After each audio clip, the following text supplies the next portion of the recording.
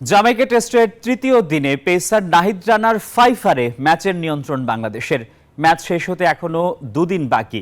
ক্যারিবীয়দের বিপক্ষে শেষ টেস্ট জিততে হলে চতুর্থ দিনের পরিকল্পনার কথা জানান নাহিদ রানা।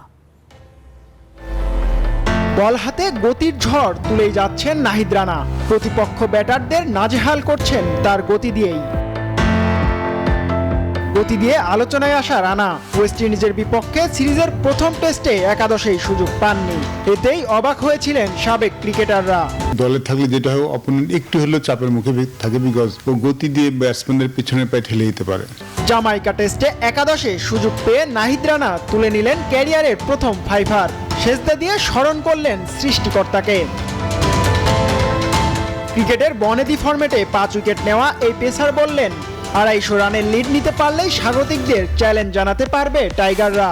আমরা এখন একটা ভালো জায়গায় আছি। এখান থেকে টোটাল যদি আমরা 250-এর উপরে দিতে পারি তো ডে 4-এ ব্যাটিং করা ব্যাটসম্যানদের জন্য ডিফিকাল্ট হবে। উইকেটটা একটু অন্যরকম হবে, উইকেটে আনইভেন বাউন্স থাকবে, স্পিনে টান থাকবে। সো আমরা ভালো কিছু একটা পাবো।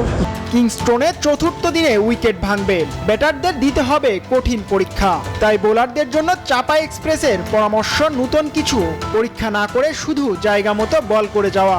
লাইন টু লাইন বোলিং করে এবং ব্যাটসম্যানকে রুম না দিয়ে রান ছাড়া বোলিং করলে ব্যাটসম্যানরা অনেক কিছু ট্রাই করে। তো আমি মনে করি এখানে বোলারদের অত কিছু ট্রাই না করে just line to line bowling করা, এটাই বোলারদের জন্য ভালো। ক্যারিয়ারের ষষ্ঠ টেস্টে এসে প্রথমবার 5 উইকেটের দেখা পেলেন এই বোলার। সিরিজের প্রথম টেস্টে তাসকিনও পেয়েছিলেন ফাইভার। জিহাদ আল হাসান, নিউজ 24।